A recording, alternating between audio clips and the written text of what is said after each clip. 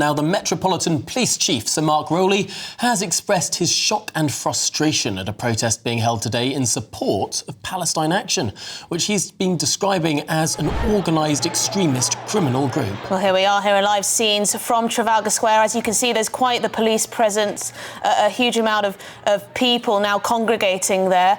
And, of course, this comes as Palestine Action is set to be proscribed today as a terrorist organisation after activists from the group broke into RAF Brize Norton and sprayed 2 military planes with red paint in protest, apparently, at the UK's support for Israel over the war in Gaza. Now, there's a heavy police presence, of course, and there have already reportedly been 1 or 2 arrests. I think we were seeing the aftermath of one such arrest on our screen right there. But let's go straight to the action, where our reporter Adam Cherry is in the thick of it for us. Hello guys, yeah, you're right, there have been several arrests already. It's hard to tell how many. I think there might even be one happening behind me now, but obviously there's such a scrum here, it's really hard to see. And what happens is you hear the shame on you, the crowd sort of swarms around the arrest being made, and the police escort them away. If you're watching on television, they escort them down the road that we're facing now. And in the last sort of 10 minutes or so, more police have arrived, including some you're seeing on your screens at the moment. That usual sea of Palestine flags, but a lot of the signs here say defend the right to protest, obviously in response to the Palestine Action prescription, which is expected to happen later today.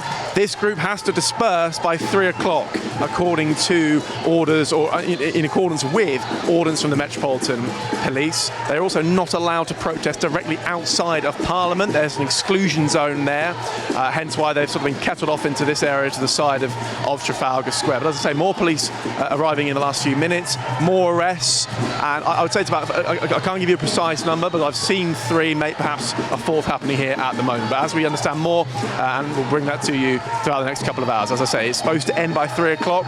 There's quite a large crowd here now. We'll see if they follow those instructions. OK, well, Adam Cherry, thank you very much indeed for bringing us the latest and for being there for us at Trafalgar Square. It did look like, to begin with, that only a few had turned up, but as you can see, those crowds are growing, the flags are being waved, and there's a huge police presence there now as well. I don't know if you could see there whether there were any counter protesters, but perhaps that will also be there in the mix. Well, we'll have to wait and see. Clearly, there have been a lot of police crashes already, but the question really, is it right to proscribe Palestine Action as a terror group? Or would it be an attack on the fundamental freedoms of this country, the freedom to protest, the freedom to speak out? Well, to debate this, we're joined by the former Met Police detective Mike Neville and the human rights activist Peter Tatchell. OK, Mike, we're going to start with you. Why should this organisation be proscribed as a terror organisation? Well, I think it's one thing to protest, and we don't want to live in any country where there's not a right to protest. And it's acceptable, I suppose, to target private arms dealers and things like that. And even as a former police officer, I suppose it's acceptable to have a fight with the police. But where it comes, the line is crossed, is when you attack our armed forces, when you invade an RAF base and you damage capability to defend this nation, at a time when we're really faced with global conflict in Ukraine and then Iran and all other places across the world. That is a step across the line, and that's why I think they should be prescribed as a terrorist organisation. OK, well, let's throw that to Peter. Why wouldn't you want this criminal group to be prescribed? Peter, are you there? OK, we're just going to wait for Peter to come back because there's just his connection's just gone for a little bit there. But Peter, why wouldn't you want this criminal group not to be prescribed? To ban Palestine Action would be to put them on the same legal footing as Hamas and Al-Qaeda, clearly monstrous terrorist organizations. Whatever you think about Palestine Action, they do not attack and harm people. They are a non-violent, peaceful protester. And their action involved spray painting some RAF planes. You can't equate spray painting a plane with a terrorist outrage that kills hundreds of innocent people. So it's complete overreach, and Palestine Action rightly says they are seeking to uphold international human rights law, which Britain has signed. They are seeking to prevent the mass indiscriminate killing of Gazan civilians by Israel, which is a war crime under international law. So they are upholders of the law, but they're using these methods to draw attention to Britain's collusion with Israel. And we have to be honest here, Britain is colluding with Israel on logistics and technical support, and that makes us colluding with war crimes and crimes against humanity. I just want to draw your attention to what we're seeing on our screens right now. Next to a line of police officers is a protester who has dressed up as a victim of a Nazi concentration camp in the sort of striped pyjamas that we're all familiar Auschwitz victims were forced to wear. But in place of a Star of David, as the victims in Auschwitz had sewn onto their uniforms, this particular protester has sewn a crescent moon, a symbol of Islam, holding a sign there saying, "We are all Palestine Action." Just to both you, Mike and Peter, I just want your reaction to this fairly provocative and rather extreme statement here, evoking the Holocaust at this particular protest. To you, Mike, first. I think it's absolutely vile. I mean, I know so many Jewish friends who won't even travel into central London, particularly on the Saturdays when the Palestinian marches are taking place. And I just think it shows the depths that these people will go to. I think it's a disgrace, it's an outrage to bring the Holocaust into this. 6 million Jews lost in the Second World War. It just shows the depths of depravity these people clamber into. Peter? Well, I don't think you can damn the whole movement on the basis of what one person does. The vast majority. I haven't seen anyone go up to this protester and say, maybe you should, not be involved in this. They're all happy to stand by this person.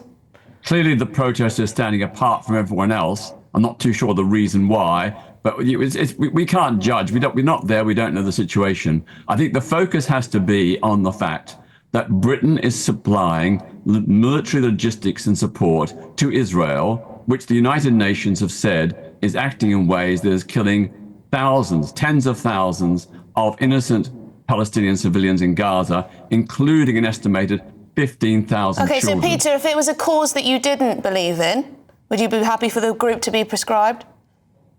No, I oppose prescription, except in the most extreme instances. Prescription should be reserved for extreme terrorist organizations, whether on the left or the right. But it should not apply. There's always going to be a range, though, isn't there? There's always going to be a range. Some terrorist groups are responsible for more deaths than others.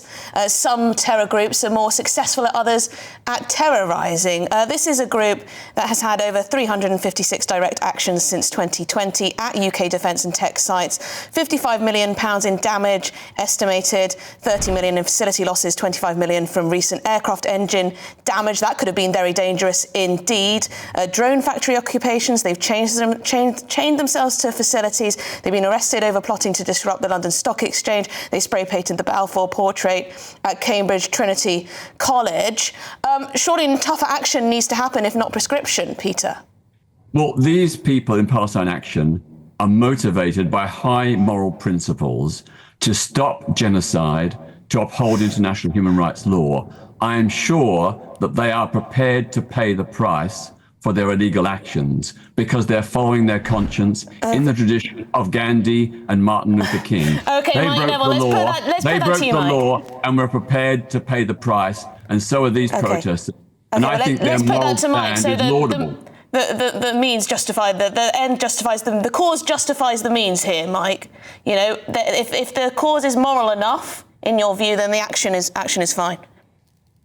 It's a questionable thing for everybody, but as I said, neither Gandhi nor Martin Luther King attacked the armed forces of their country, and this is where the line was crossed. The many incidents that you outlined there about chaining themselves to railings and damaging property belonging to defence producers of weapons and things, that's one thing. But they have attacked at a weekend when the bombing of Iran was going on. We might have needed those aircraft to go to Cyprus to work with our allies in the United States.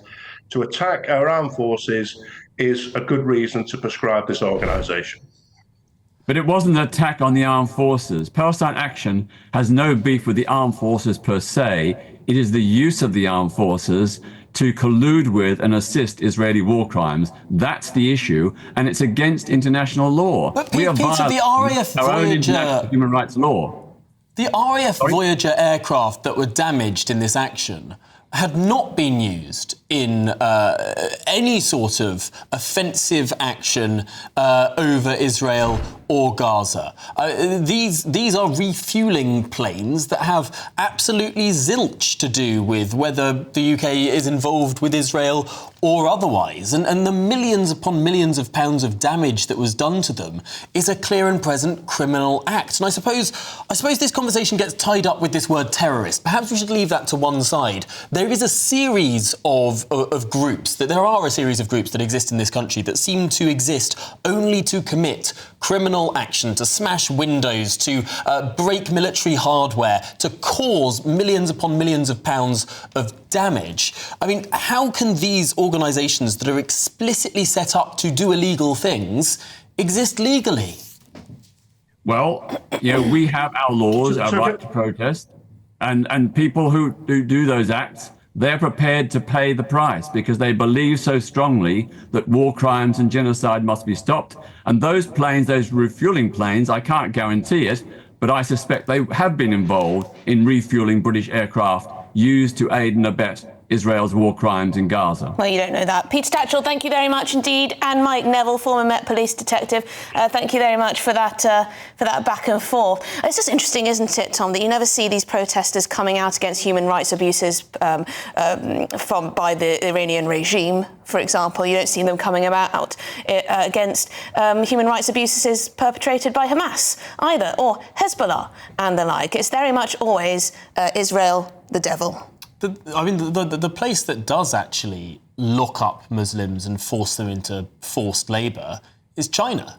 Yep. The Uyghur Muslims in China have had their heads shaved and put into camps and been chained together, but you don't see anyone standing in striped pyjamas in Trafalgar Square protesting that.